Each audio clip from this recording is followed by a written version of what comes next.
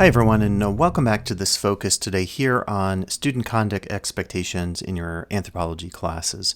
I realize this says Anthro 102, but regardless of the class that you're taking, I really want to impress on you the value of having these rules and making sure you're very familiar with them, in addition to all the other policies that you're learning about here in the first week of your class. So as we talked about in some of the other pages and modules in this class, any of our class discussions, meetings, and conversations, contexts are governed by the student conduct standards.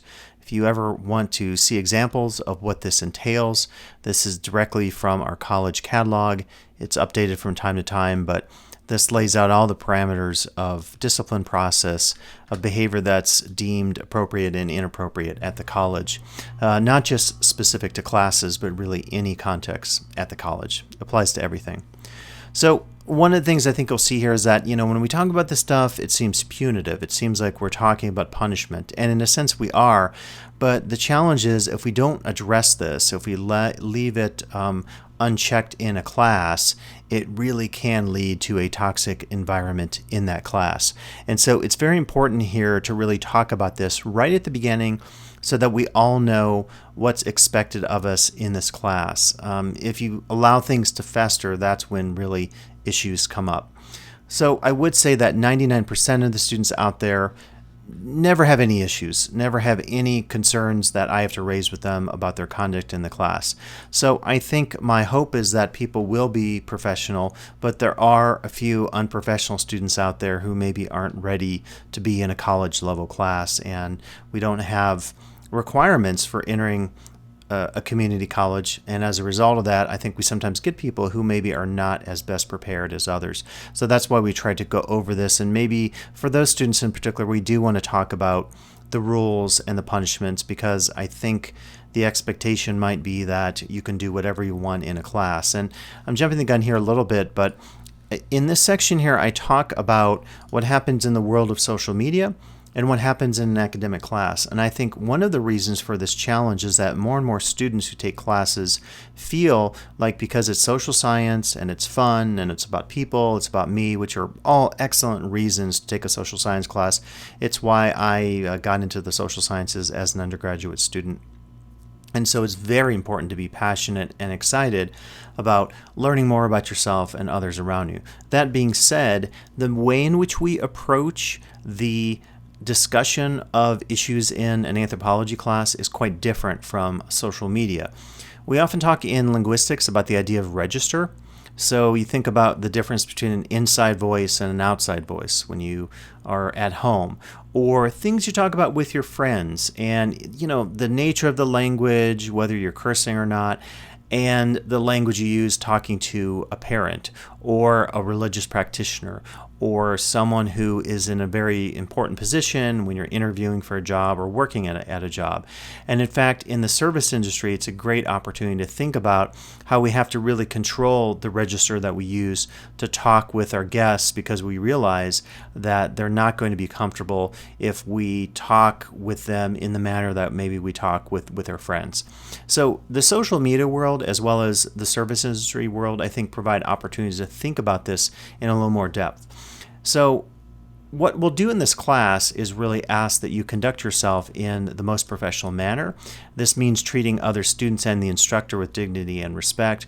While I am a proponent of constructive disagreement as it relates to learning in anthropology and the social sciences, and I do encourage disagreement, it's important to disagree in a constructive manner.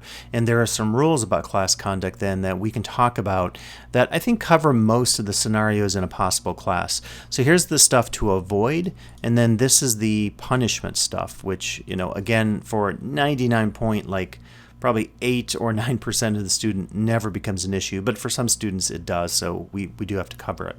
So here are the things to avoid in the class. I know this is a big thing in the art department when they do in-person classes, because there are dangerous substances you're working with, like kilns and paint, the same thing in chemistry. So they stress it a lot more, and I've added it ever since because I think it's very important. So I ask that you not use alcohol or controlled substances during class in a way that causes a disruptive learning environment. Most of our conversations will not be on Zoom, will not be live or virtual, but even that being said, I think if you are not there, let's just say, and you've had, too much to drink or whatever, it's probably not the best time to do your discussion post. It's the whole drunk dial phrase that some people use in the vernacular in everyday language is an example of just, sometimes if you've had too much to drink or you're under the influence of a substance, it's probably not the best time to do a lot of communication with others, because obviously, you could say the wrong things and so forth. So please don't do that in class when you're working on your classwork. Any aggressive behavior, including the making of threatening comments, discussing acts of violence towards students or the instructor, will not be allowed in the class. Comments targeting others in the class, including based on race, ethnicity, sexual orientation, gender, religion, age, personal appearance, disability, or other personal characteristics, are forbidden. So that kind of stuff, should never come into a college class. We will talk about all these issues. We'll talk about race, ethnicity, sexual orientation, gender, religion, age, lots of these issues in our anthropology classes, but we have to respect that others in the class are different, and we should not be attacking them based on that difference. You may have heard the term microaggression being used. It's an example of something where the way you say something can be interpreted in a very negative way, even if it appears in your mind to be a compliment to another person. And for any of these areas, please reach out to me and ask me questions, because we can talk about things in more nuance in that case. Comments or depictions targeting an individual who's not in the class in a slanderous way, and I clicked on the legal definition of things like defamation, slander, and libel. These will not be allowed. Again, if you have questions, reach out. Critiques of celebrities, elected officials, public personalities are a foundation of some of our discussions in the social sciences. But slanderous discussion or depictions for a purely vicious purpose will not be tolerated. I'm not going to get into specifics on what I mean by this, but if there was someone who lived, let's say, in your local community, and you had an issue with that person, a disagreement, maybe you were in small claims court with that person, you cannot bring that person's likeness or name into the class, say for a class discussion or for a class project where you name that person or show images of that person. I'm thinking of the stuff that happens on social media, and even in the realm of what's called revenge porn, where people get slanderous pictures of other people and put those up online. Again, this happens in social media. So in other words, you can't bring that into an academic class. If I see that, I will take it down. I will take evidence of that if need be. I like to have evidence of stuff that maybe is potentially slanderous or inappropriate, just because if anything happens with the case of a college hearing on any of these matters, which has happened in the past certainly, then all the parties will be prepared. So it's just very important to understand that. And I will say, and this is public information, not the context or the people or situations involved, but if you go through LTCC's Board of Trustees agenda, it's required that the board puts on a public agenda any cases of suspensions of students, termination of students, expulsion of students, and so forth. So if that kind of stuff happens, that goes on a board agenda. You don't know who or what or why, but legally they go into what's called closed session. They discuss the matter. And again, there's often a hearing involved, which you can all review at the student conduct standards link here, if you're at all curious about this. So there's rhyme and reason for this, and some of this is more like the foundation or the boilerplate language that we have here, just to make sure that we are doing our due diligence in terms of protecting everybody involved, the college, all of you, myself, other students, and so forth. So the last one of these, any discussions of an inappropriate nature, focusing excessively on sexual matters, conspiracy theories, rabbit hole conversations, banter, or content that strays clearly from our discussion topics or class focus will not be allowed. I mentioned here there's a subjective line in terms of appropriate and inappropriate. So if you ever have a question, send me your discussion post or assignment. That will typically those that are going to go public. And by the way, if you do an assignment that only goes to me, while I like you to respect all this, if there's confidential information that you relate in any of that assignment material or writing material, that's a little bit different. It's public in the sense that everybody in the class sees it when it goes on the discussion board. I do not share discussion board comments because of FERPA, which is a law that protects all of your privacy as students in the class. But even that being said, if there's 20 or 30 of us in the class, it can be quite embarrassing to maybe read some information that specifically you feel is targeting you or you feel is inappropriate in some of these areas. Now, that being said, what if we talk about conspiracy theories in our discussion of the anthropology of religion? We certainly will talk about sexual practices as they relate to our chapters and readings on gender. And we even offer a gender class in the Department of Sociology. So I'm not saying we can't talk about these. It's more the manner in which we talk about these things. Keep in mind we're participating in an academic discussion that differs from discussion on social media. If you go to any social media site right now, you'll find all sorts of mindless and entertaining stuff, as well as some, I think, very useful stuff that's academic and research-based and news-based.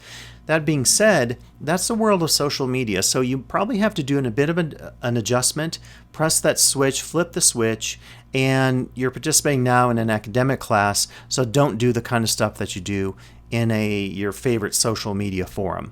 So questions about that, let me know, but I think I covered most of these in terms of appropriate and inappropriate behavior, conduct, or conversations that might happen in a class like any of our anthropology classes. So if any of the conduct rules are broken, I first will reach out to you through the Canvas inbox and ask you to correct the behavior. Dear so-and-so, please go back. I may have taken your post down. Go back and correct this. You can still get full credit. If it's a misunderstanding, no problem, no harm, no foul. If it's a persistent thing, and I've had this happen in classes where someone says, well, no, I'm going to be able to talk about whatever I want.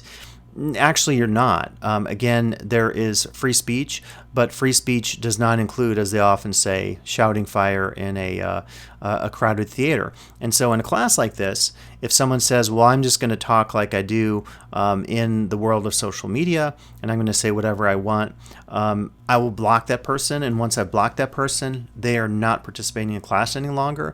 We can do that, and that's all listed in the student conduct standards for a period of time. At that point, again, if you don't correct the behavior, then I involve the bigwigs, the LTCC instruction office, the deans, the vice president, and also the vice president of student services.